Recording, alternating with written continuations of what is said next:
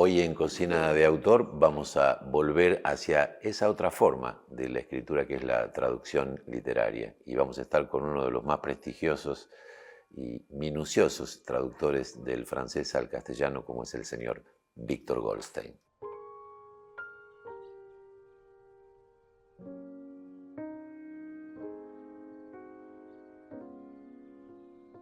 Víctor, ¿cómo se fabrica un traductor? Para preguntarlo así, ya que estamos en la cocina del escritor, en la cocina de los autores, el traductor es un autor también, desde luego. Por supuesto que sí. Esta invitación es un reconocimiento a esa tarea que felizmente en los últimos años empieza a ser más visible. El traductor aparece muchas veces en la portada del libro, se hacen contratos de traducción, las relaciones laborales, los valores están tan deprimidos como los salarios de todo el mundo. Pero ¿cómo se hace un traductor? ¿Cómo te hiciste vos traductor? Contanos es que yo me hice traductor de una manera absolutamente diferente de cómo se hace hoy en día. Hoy en día yo no sé si me hubiera hecho traductor. En primer lugar, yo me hice traductor por una enorme casualidad. Yo estaba muy interesado en la literatura y en la filosofía francesas. Y mi primer acercamiento al francés fue a raíz de eso, y no porque... Querías leer esa literatura en su lengua original. Claro, entonces como yo quería leer en su propia salsa original, el primer libro que yo leí fue un libro de Sartre, porque yo, que soy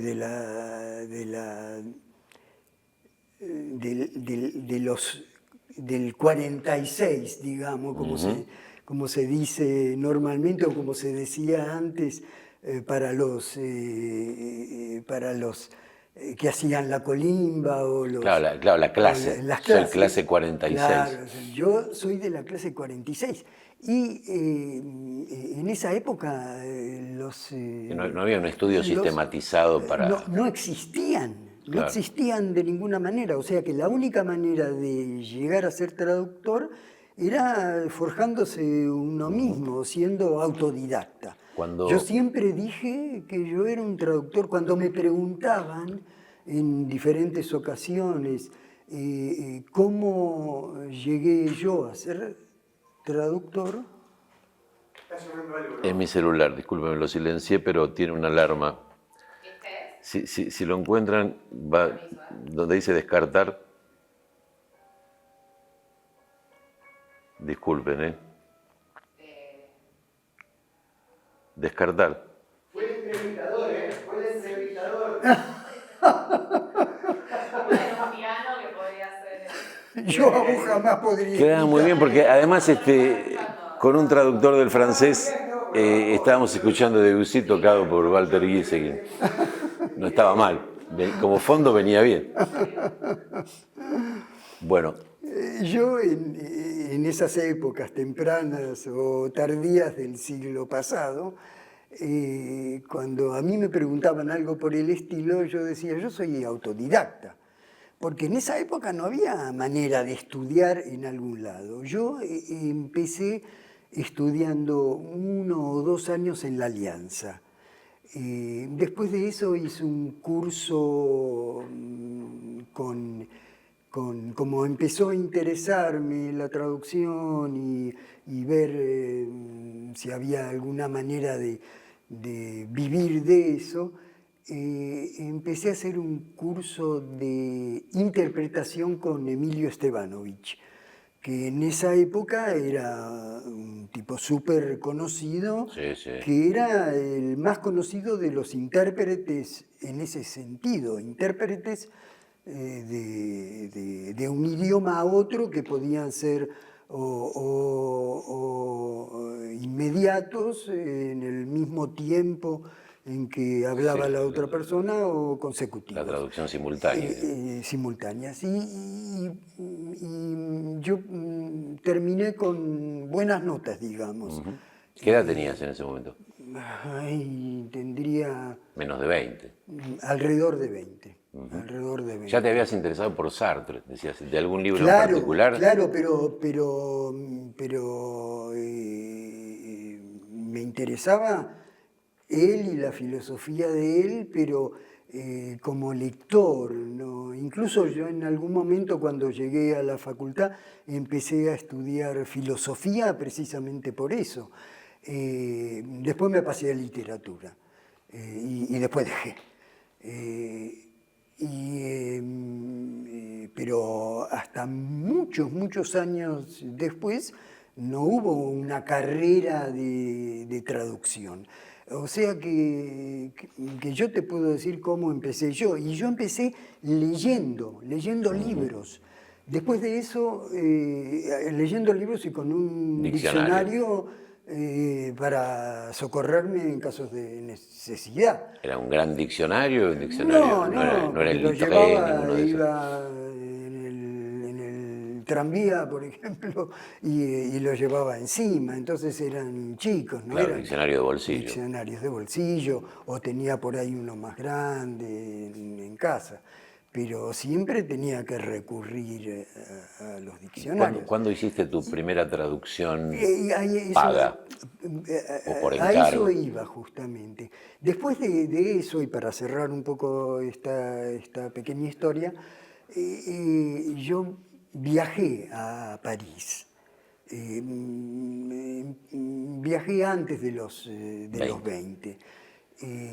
Pero también por la misma cuestión, por mi interés afectivo, digamos, porque no era un interés filosófico ni literario, era un interés afectivo porque para mí eran monstruos, Sartre y todos los que... Sí, Merleau-Ponty, bueno, todos esos Merleau-Ponty, personajes. esos. Después vendrían Foucault, Barthes, ¿no? Foucault, bueno, pero esos vinieron después, Deleuze. mucho después.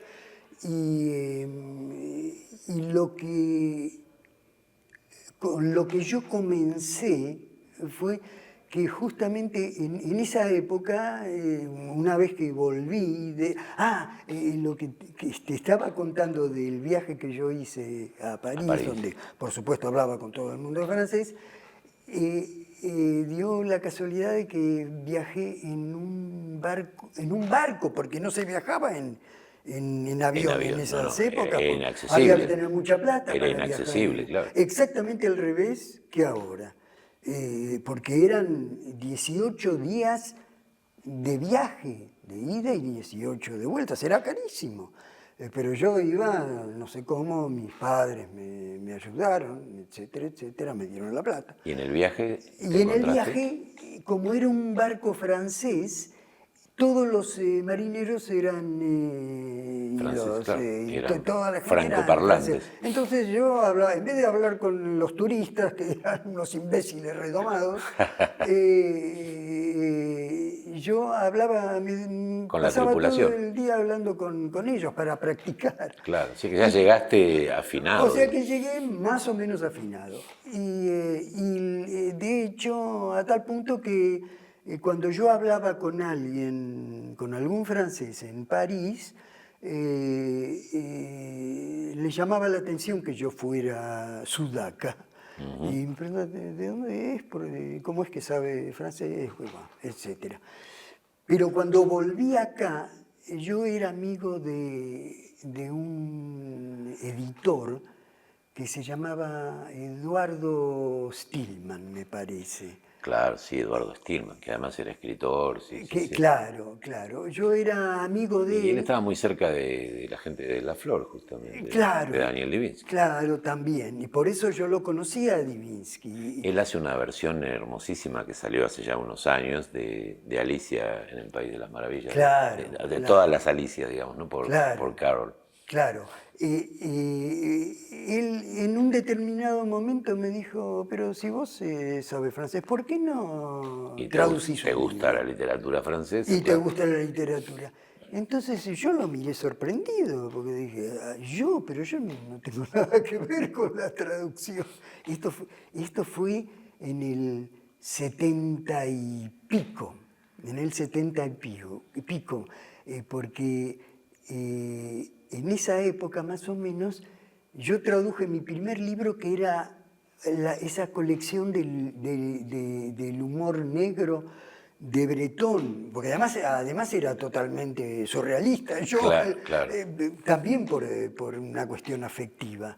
Y entonces cuando él me dice, ¿no querés traducir algunos cuentos de este libro? Y a mí se me abrieron los ojos, por supuesto, y dije, por supuesto que sí. Ese fue el primer libro que yo traduje. Y después apareció Divinsky, otras editoriales, porque tampoco había muchos traductores. No, claro. No. Editoriales sí, pero no había tanto. Editoriales. Y por otro lado, era todavía el momento, vos agarraste el final de la etapa de oro de las editoriales argentinas, que de alguna manera se cancela, como tantas cosas, con la dictadura, ¿no? Exactamente. Y ahí aparece, España se libera del franquismo y copa, digamos, el mundo de la traducción y de la edición. Exactamente. Pero los años 40, 50, 60 y comienzos de los 70, todo se traducía acá. Exactamente, ¿no? y se traducía acá y se buscaban traductores de acá y no había muchos. Por lo tanto, yo tuve la suerte de conocer a muchas editoriales que por ahí no me hubieran tocado en otra circunstancia. Otra persona que me dio mis primeros libros fue Aldo Pellegrini, que era un tipo maravilloso. Sí, yo soy muy amigo de Mario, del hijo. De Mario, por supuesto, yo sigo siendo amigo de Mario, nos escribimos cada tanto, pero yo me pasaba el día en Argonauta. En Argonauta, que además estaba frente a la curia en esa época. Exactamente. Entonces, siempre estaba con él, era un tipo encantador. Ahora, algo había entonces en tu cabeza, por así decirlo, que te predisponía a un cierto tipo de literatura francesa, como vos reconocías recién, que era el surrealismo. El surrealismo, si hay algo que hace con la lengua, justamente, sí. Es romper sus convenciones, su lógica. Una lengua además hiperracional como la francesa, de pronto es sometida a operaciones explosivas, ¿no? Exactamente, pero no tuve la suerte de traducir mucha literatura surrealista. Propuse en algunas circunstancias, sobre todo de Vallée, que no había prácticamente Jacques nada Vallée acá. era un escritor que le fascinaba a Néstor Sánchez, ese gran escritor argentino, también muy extraño, enorme, ¿no? Incalificable. Yo lo conocía a él también. En esa época, claro, yo me pasaba todas las noches prácticamente en Corrientes, de La Paz al que está al Ramos, o al que estaba Los Pinos, en la esquina, que no me puedo acordar, que después el Foro, alguno de esos, que estaba La Giralda. No era La Giralda, pero no me acuerdo. Sí, bueno, todos esos bares míticos. Todos estaban ahí. Entonces me pasaba después en el Bar. Además, viste que era una época. Circulaba por esa. Era una época, yo agarré el final, pues soy un poco más joven que vos, claro. Donde uno no hacía citas con nadie. Uno iba a Corrientes y miraba, uno tenía como un menú, uno abría la puerta de un bar y veía y elegía si se quedaba ahí o seguía probando en los otros bares. Todo era medio azaroso. Sí, era azaroso totalmente. Uno entraba sin cita de ningún tipo. Y hacía exactamente lo que vos decís, se abría la puerta, miraba a ver quién estaba, ahí está fulanito, ahí está menganito. Que no deja de ser un procedimiento surrealista también, ¿no? Sí. En el fondo éramos surrealistas y no lo sabíamos. No lo sabía. Bueno, en general el traductor no puede siempre, o en la mayor parte de los casos, imponer sus gustos. Ya cuando un traductor tiene cierta reputación, y a vos te sobra a esta altura, y de hace mucho, es escuchado, dice, tendrían que traducir esto, pero normalmente el traductor recibe encargos, ¿no? Porque la editorial además tiene su plan editorial, sus posibilidades, los derechos de tal autor a veces no son fáciles, hay subsidios en el caso de la traducción del francés, porque es una lengua que no se habla en muchos lugares del mundo, Claro. entonces Francia tiene interés en que sus escritores Sí. sean conocidos. Y los subsidios, ahora, por No, supuesto, sí, sí, están sí, claro. los argentinos, porque en esa época y durante muchos años después estaba el subsidio de Victoria Ocampo, Claro. que se llamaba así, digamos, Sí, sí, sí, sí. que subsidiaba la traducción en general.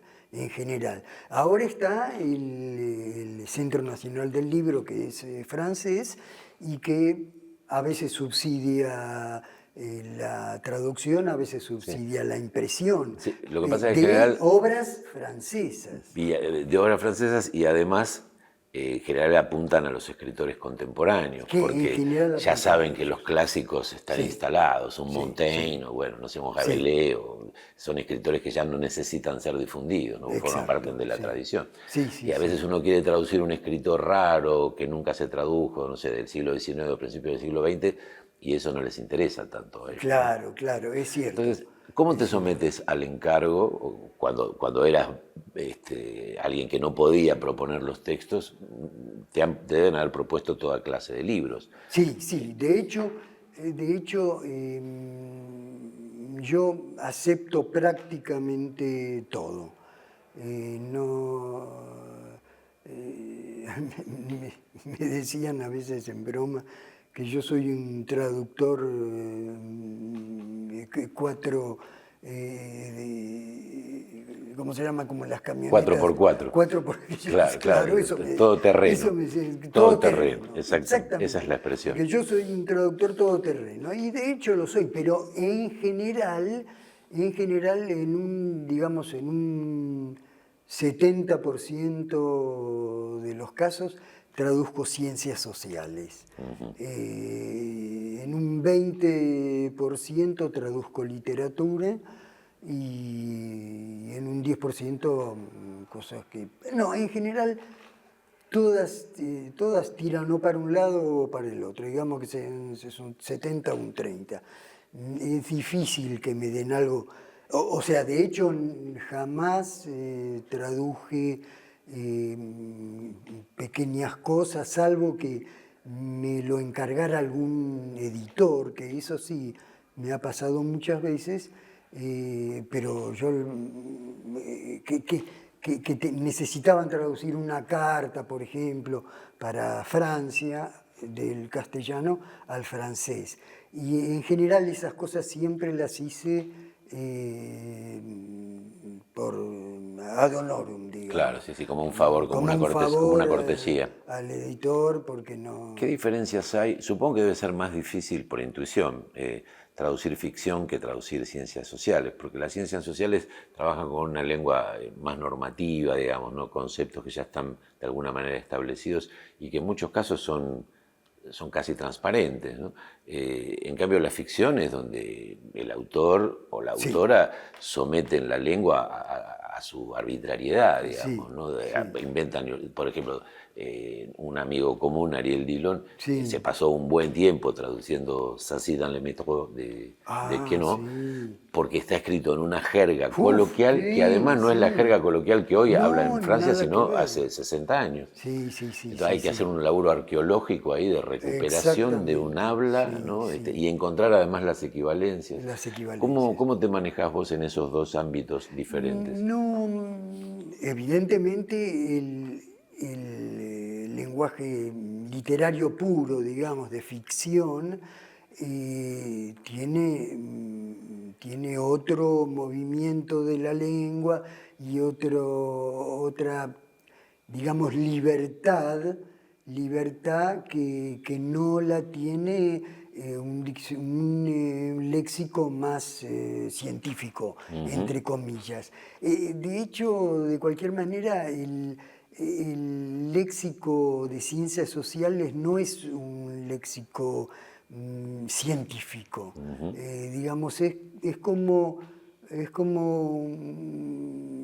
si me atrevo a decir, es como una ficción en prosa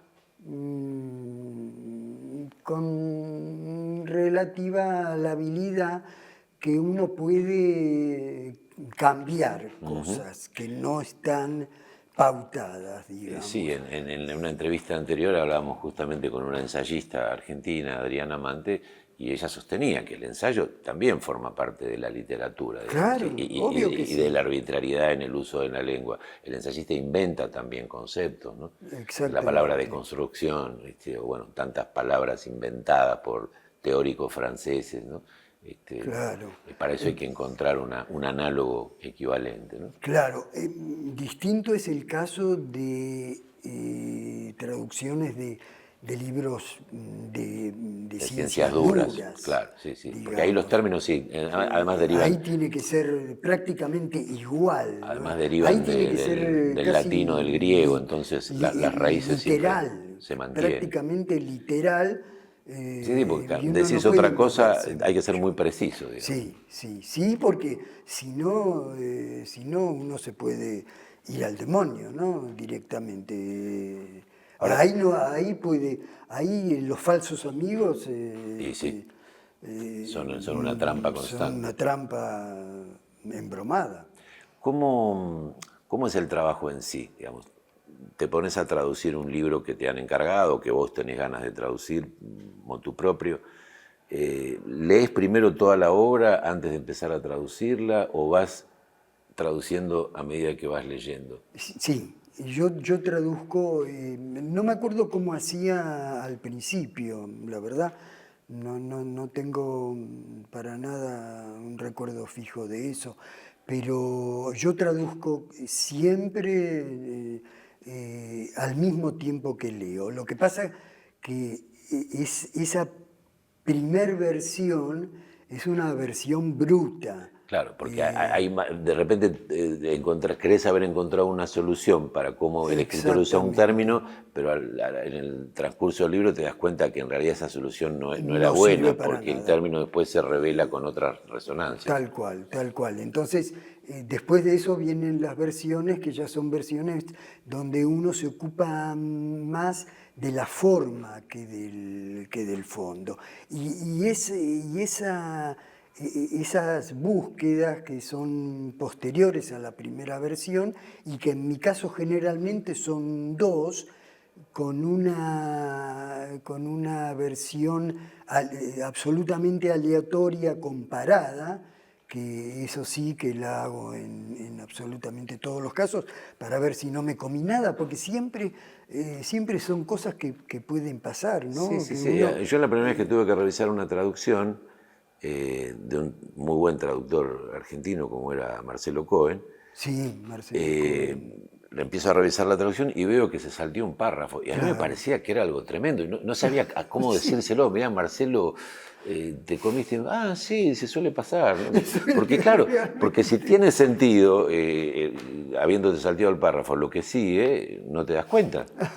Bueno, yo tuve un caso similar. Yo sé que incluso en esa lectura comparada con el original y al lado la traducción y ver casi línea por línea si no me tragué nada, incluso en esos casos siempre aparece algo que me tragué. Digamos, no siempre, pero muchas veces es frecuente, es algo, claro, no es... Y es una cosa realmente natural. Incluso hace muchos años tuve un problema con una editorial porque fue una editorial que trabajé una sola vez con esta editorial, después nunca más, tanto por parte de ellos como por parte mía, que no quisimos saber más nada uno de otro, pero surgieron muchos problemas con esa editorial y recuerdo que una de las cosas que me recriminaban ellos fue de una lectora, o sea, una lectora, digamos, de las que siempre hay en todas las editoriales y que me parece correctísimo que haya, que ven el lenguaje español solamente para ver si hay algún problema, si está bien dicho, si no está bien dicho, pero que encontró una frase que yo me había tragado. Y esta mujer, que ni sé quién es tampoco, ni me interesa saberlo, estaba horrorizada porque yo me había... Además era un libro enorme, Claro, o sea, muy grande. justamente tenía el mismo Como desconocimiento que tuve yo de que esto es algo que puede pasar. Que espantoso, Como- pero que ella lo vio como algo espantoso que invalidaba totalmente no solamente ese rengloncito, o sino esos todo lo demás. sino Ponía en todo. sospecha, contaminaba de sospecha Sí, todo el trabajo. una Si cosa se así. comió esto, ¿qué Sí, no ¿qué habrá? no se habrá comido? Claro. Bueno, vas traduciendo a medida que Sí. lees, después haces esa revisión, confrontás los textos. ¿Trabajás directamente sobre una computadora ahora o trabajás primero a mano? En su momento, cuando todavía no existía la computadora, No. nosotros tenemos recuerdos en blanco y negro, así que, Absolutamente y analógicos, blanco y era máquina de escribir. Sí, máquina de escribir y con copias además. Me pedían hasta 2 copias. O sea que había que poner... El carbónico.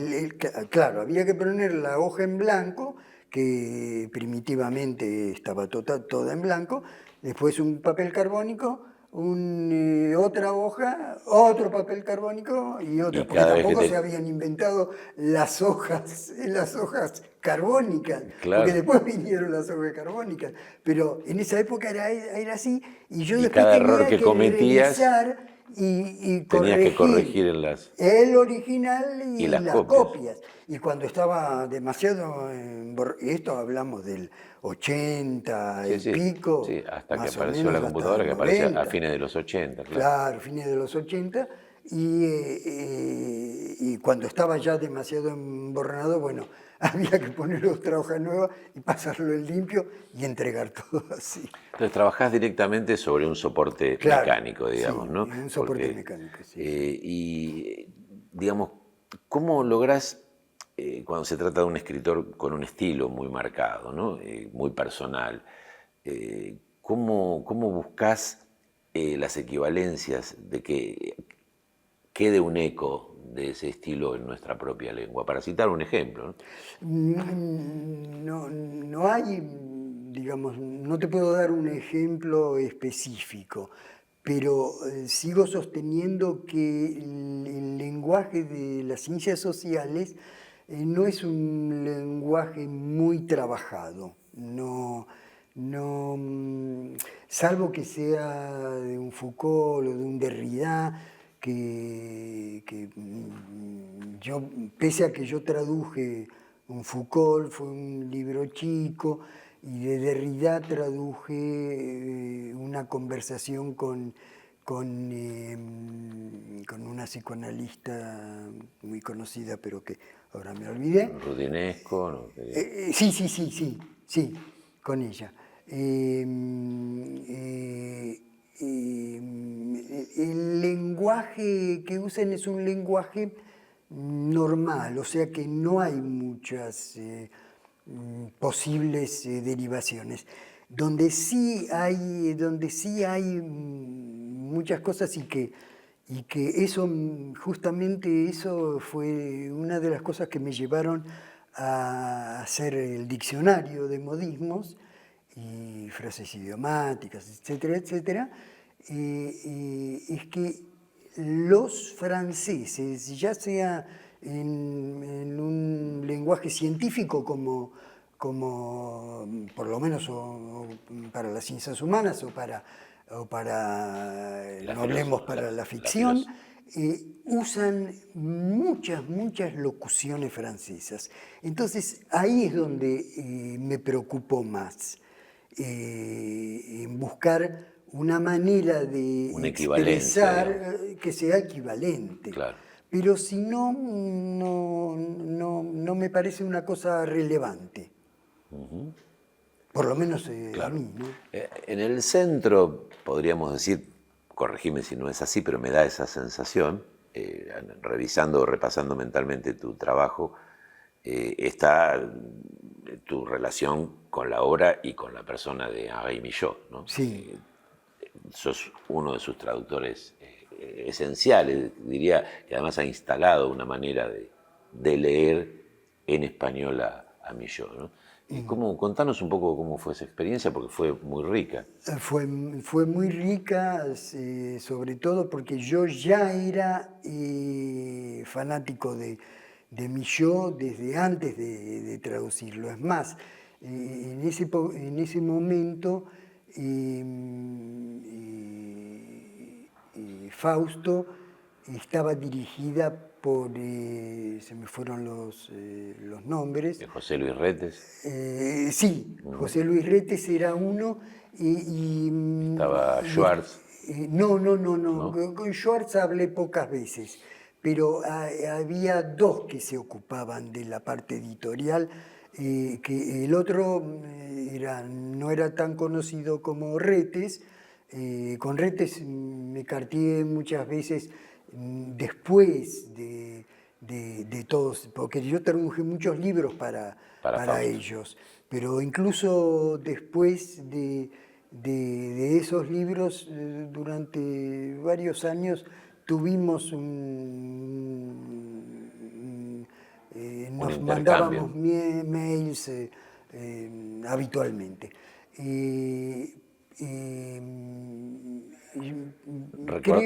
Creo que yo le propuse a ellos traducir a Milló, pero no estoy muy seguro. Por ahí me equivoco. ¿Te acordás cuál fue el primer libro que tradujiste de él? El primero fue un libro de Schwab, El Rey de la Máscara de Oro. De Milló. ¿Cuál fue el primer libro? Yo traduje eso solo. Ok. Eso solo, sí. Y esa experiencia fue igual. Fue muy enriquecedora para mí y fue muy rara porque yo en esa época, que fue en el 70 y pico, 79 me parece, antes del 80, yo mismo le mandé, porque era una edición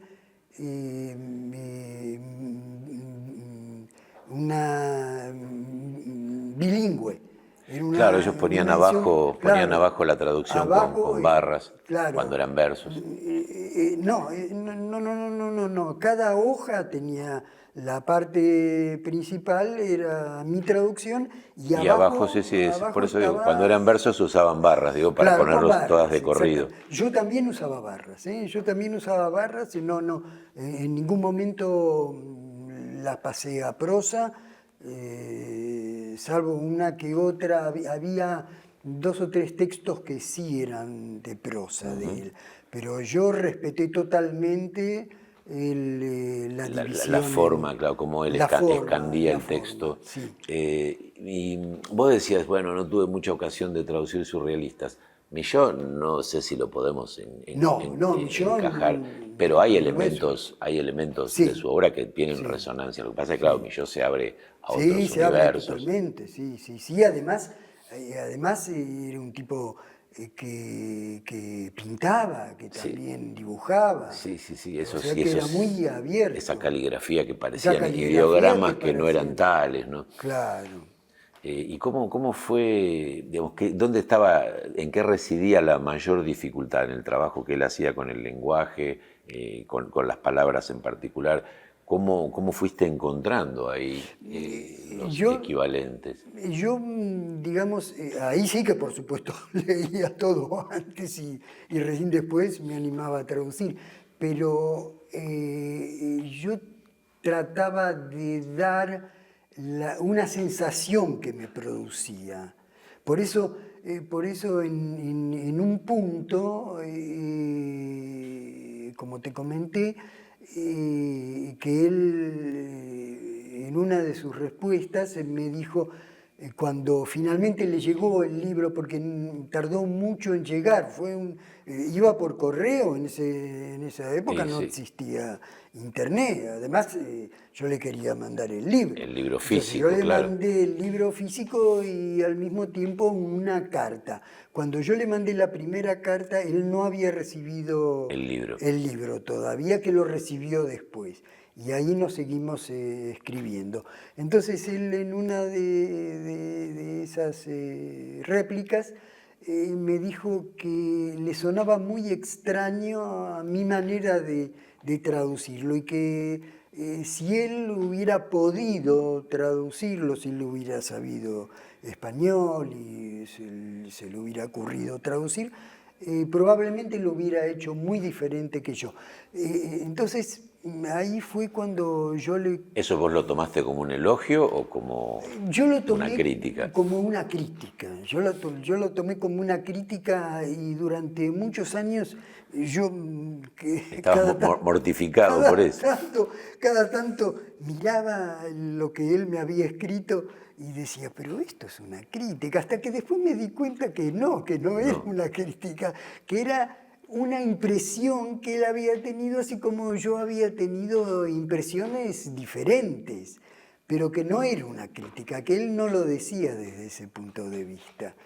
Pero lo que, respondiendo un poco a lo que vos me decías antes, yo sentía una sensación más que una impresión, y que yo trataba De transmitir eso, de recuperar eso, que era como un o perfume, digamos, ¿no? recuperarlo y decirlo no con las mismas palabras o con palabras parecidas, pero que en el fondo se pudiera apreciar esa sensación que yo sentía y que me producía su lectura. Es Que no muy era una difícil. cosa que yo había decidido, yo no era autor en ese sentido, pero sí lo era en el sentido de dar a conocer un texto que no era mío y que me producía sensaciones e impresiones que no me producían otras cosas. Incluso yo en una de esas cartas creo que lo comparé a mi yo con Artaud. Porque con Artaud me pasaba más o menos lo mismo. Artaud era muy impactante su manera muy fuerte de escribir. Y entonces yo trataba de dar esa impresión de fuerza y de fortaleza. ¿Qué distancias, después de tantos años de trabajar en la frontera, digamos así, entre una lengua y la otra, viendo cómo pasan los signos de una a la otra, qué diferencias más difíciles de salvar encontrás vos en una lengua como la francesa respecto de la lengua castellana? Mi sensación, y yo me manejo mucho, por eso tal vez repito demasiado esta palabra, pero yo me manejo mucho con sensaciones, no soy un lector experimentado. Muchas veces me han pedido críticas de textos, ya sea de autores conocidos o no, y yo no me creo capaz, porque no soy un lector en ese sentido, porque hay uno de los trabajos de las editoriales es Sí, pedir informes de pedir lectura, informes de lectura. Para ver si algo vale la pena traducirlo Si vale o la no. pena, exactamente. Y te piden que lo argumentes. Y que lo argumentes. Y a vos Yo te sería cuesta incapaz. eso. Da la sensación, por cómo vos lo transmitís, y es interesantísimo, porque me parece muy poco frecuente, que es como si vos leyeras y también tradujeras con el cuerpo. ¿No? Una cosa así, sí. O sea, en ese cuerpo obviamente también está la mente, ¿no? Forma Obvio. parte. Pero que tuvieras que responder o trasladar a la traducción las respuestas físicas que tuvo Sí. en vos el texto que estás Sí, leyendo. porque el problema es que la lengua, tal vez porque yo esté acostumbrado a nuestra manera de hablar, pero me da la sensación de que la lengua francesa es mucho más afectiva que la nuestra y que se guía por otras cosas. y esa cuestión es prácticamente imposible De traducir. porque Porque no... ya va en contra de la naturaleza de una lengua y de la otra, digamos. ¿Y Sí. en qué lo notarías, por ejemplo? A mí me sorprende, yo siempre pensé que el castellano era más, en todo caso hubiera pensado que el portugués, sobre todo el portugués de Brasil, es más afectivo que, además por la profusión de diminutivos, que hay esa tendencia que hay a diminutivizar las palabras. Sí. Que eso tiene una aparente explicación en que cuando el portugués es utilizado por los esclavos afro-brasileños, Sí, sí. tienen que atenuar el uso de la lengua frente al amo, Claro, todo hay que obvio. decirlo para que suene Sí. con menos énfasis, ¿no? Claro, y Como en pidiendo castellano permiso. En castellano pasa. no pasa. No pasa. Pasa por ahí el castellano de México, donde la conquista ha sido mucho más feroz, más violenta, feroz, claro. ¿no? Y usa mucho el ahorita, ¿no? Claro. El ahorita incluso. Pero también hay muchísimos más dialectos en México Claro, y en porque España. se hablan muchísimas lenguas que están vivas, Claro, lenguas que están de pueblos absolutamente vivas. originales. Y acá prácticamente en todos lados se Sí, habla salvo, igual. digamos, Lo que cambian son las tonadas, pero no cambia mucho. Sí, salvo en el noreste, donde el guaraní tiene mucha presencia. Sí, Después, bueno, hay comunidades claro, muy obvio, específicas obvio. que hablan toba, com, Sí. no sé, Sí, mapuche. sí. Pero, ¿dónde, si pudieras darme un ejemplo, sé que por ahí te estoy pidiendo, es la pregunta del millón, donde se ponga de manifiesto esa afectividad mayor del francés, ¿no? Que no encontramos en el español? No sé si podría responder tu pregunta, pero me parece un idioma más musical el francés. Y que esa música que tiene, que por ahí es repetitiva porque no, digamos como yo dije antes, creo, prácticamente el 100% de las palabras francesas son agudas.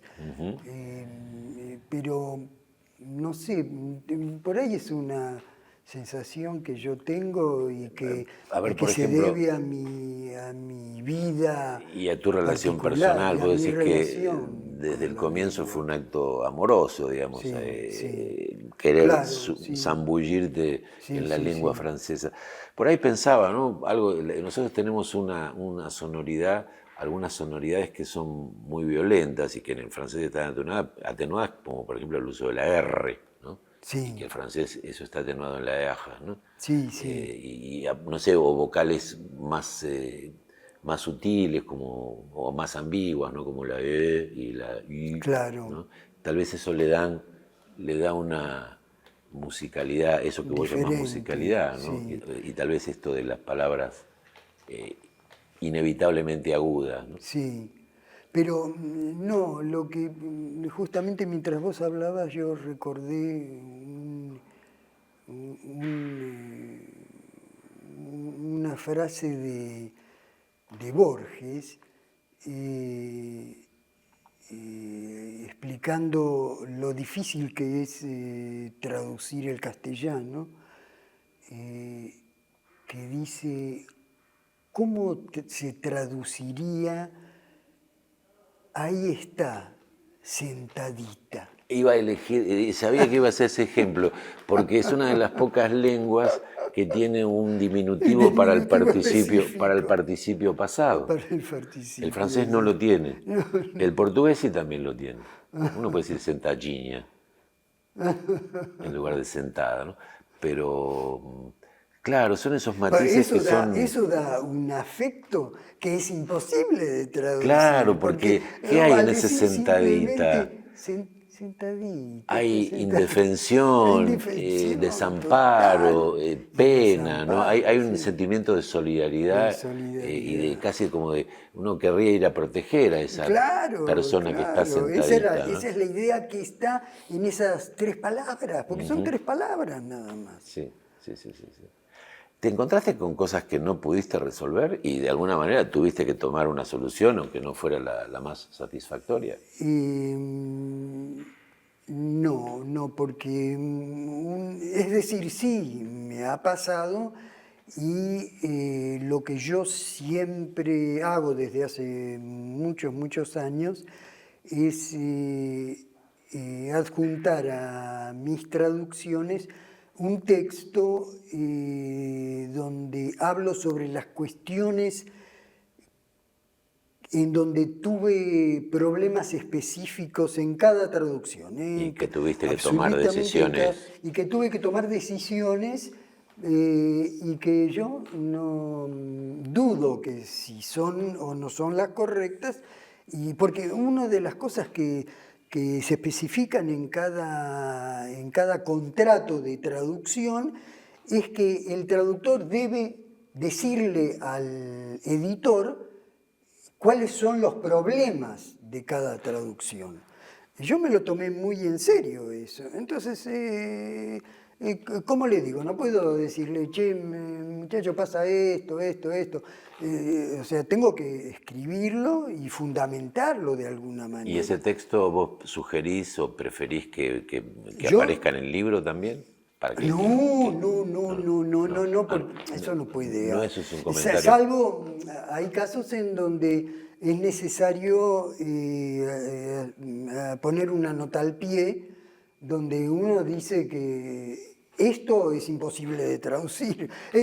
O a lo mejor es al pie, una referencia muy local. Yo tuve que traducir Claro. una vez una novela que transcurría en Portugal en los años de 1960 y hablaba, me costó un montón, por suerte ahora existe internet, no quiero imaginarme lo que eran estas búsquedas en 1970. Sí. Aludía a una propaganda, es como si alguien pusiera en una novela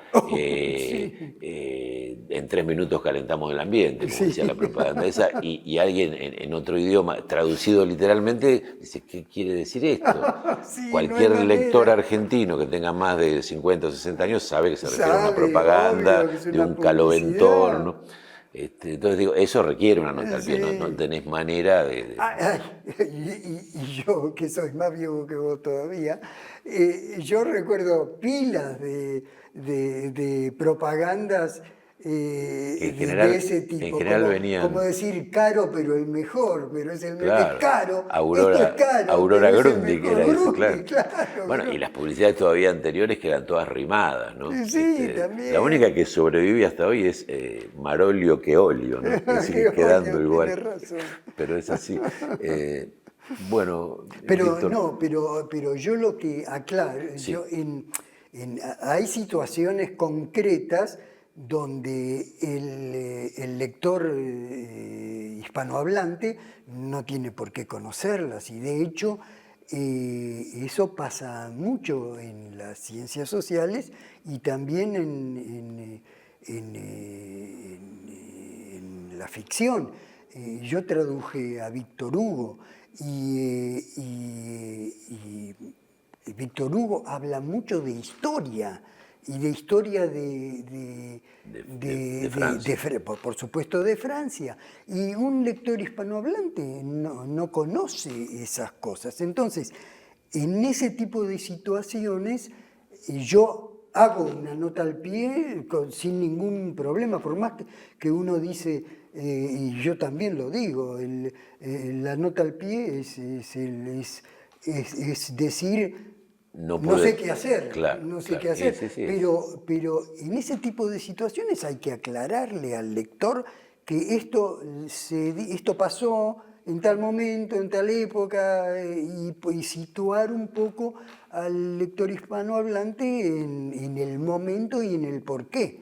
Y eso sí pasa, y eso yo no tengo problema en poner yo una nota del traductor al pie que Es dice, lo que se llama la cortesía del traductor, ¿no? Exactamente. Y frente a los... Pero lo otro que son errores, a veces son errores reales que comete el autor. El autor, claro. Entonces, que yo no puedo mantener ese error ni tampoco cambiarlo. Claro, una Entonces, cosa es el escritor que violenta conscientemente la gramática o incluso la ortografía, entonces uno Claro. lo mantiene también en español porque es una no, decisión porque eso voluntaria. es diferente. Pero bueno, Pero a veces es una historia muy breve porque no voy a a aclararla.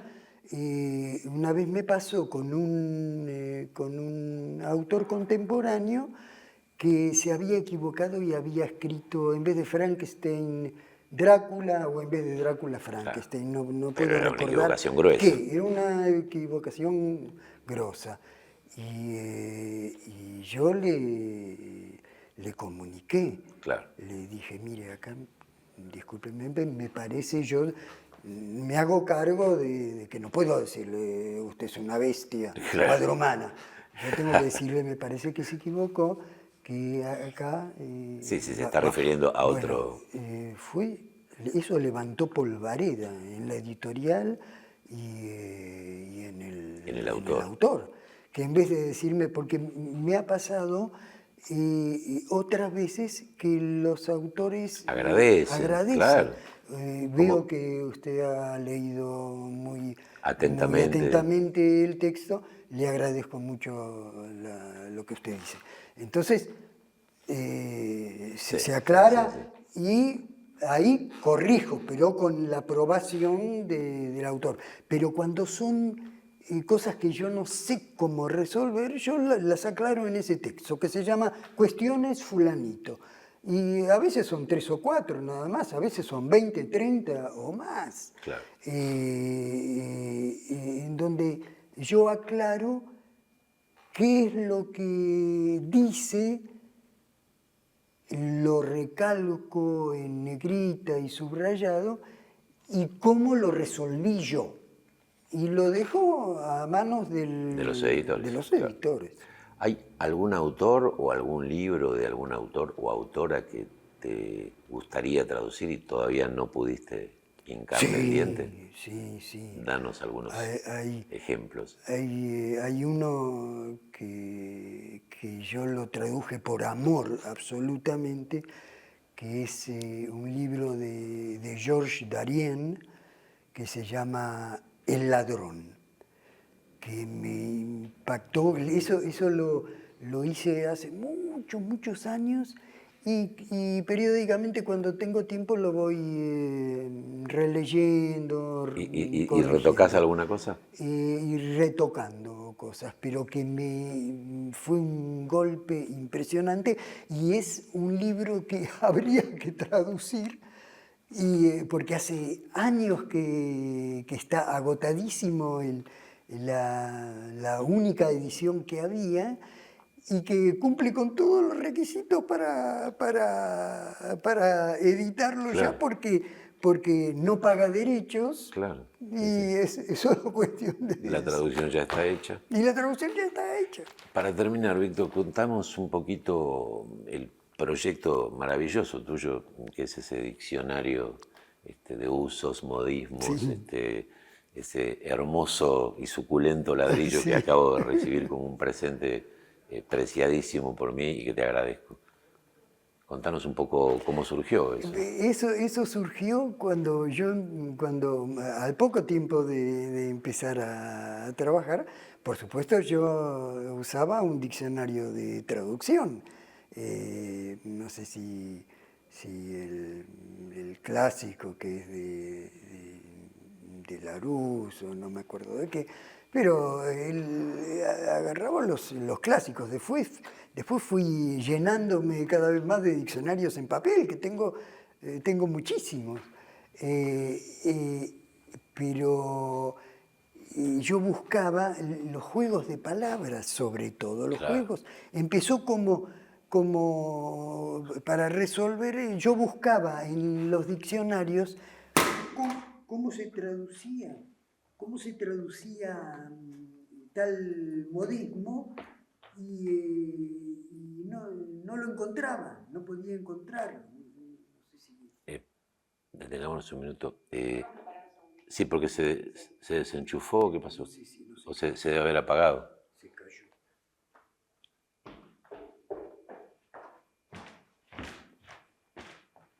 Estaba mal agarrado. Ah, bueno. Eso, ponelo bien adentro, bien así enganchado. Eso, ahí Igual está. son unos poquititos estos minutitos, estábamos terminando esta Volvemos idea, para atrás. retomá de donde quieras, ¿sí? ¿Qué estábamos hablando? Lo del diccionario, Ah, el diccionario. los juegos de palabras. Sí. Empecé traduciendo con diccionarios comunes de traducción. Y cuando el autor utilizaba un juego de palabras o un modismo o una locución, y eso es lo que sostuve hace un rato, que todos los autores franceses, todos, absolutamente todos, usan juegos de palabras, todos.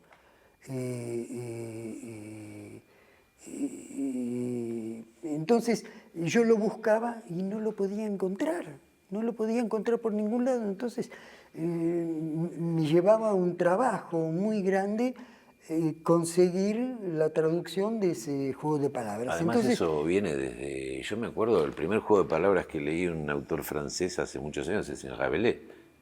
Rabelais, Donde él explica por supuesto. en broma cómo nace el nombre de la ciudad de París, ¿no?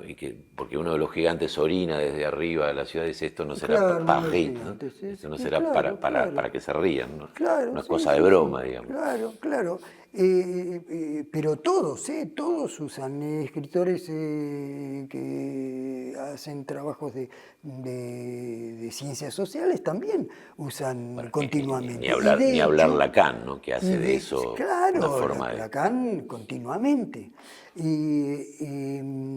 De hecho, el diccionario ese que tenés vos es el diccionario que se editó en papel, pero yo periódicamente, Le vas como ahora agregando, lo vas alimentando.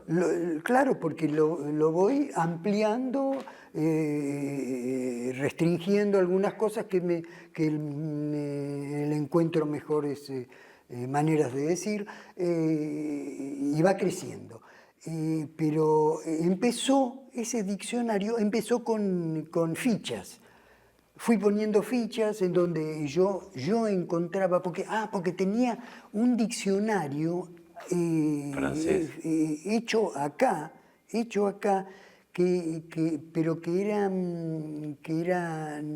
no estaba pautado, no estaba ordenado por alfabeto, Alfabéticamente. sino por ideas.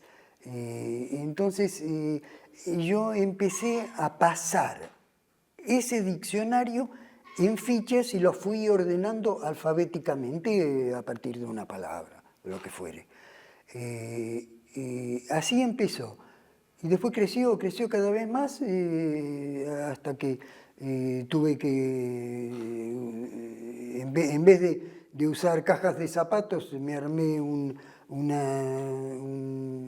lugar cajón. donde unos cajones, y después se convirtió El en libro. el diccionario, pero Iba tiene camino. miles y miles de locuciones que sirven tanto para un traductor como para un estudioso de la lengua también. Bueno, Víctor, muchísimas gracias. Primero por ese acto de amor que significó para vos volcarte hacia la lengua francesa y después por ese otro acto de amor que significa acercarle a quienes no hablan francés y mucho menos lo leen algunas de las más grandes maravillas de la literatura. Y para mí fue un francesa. placer venir acá y estar con vos y compartir esta situación que para mí también fue Muchas gracias. conmovedora.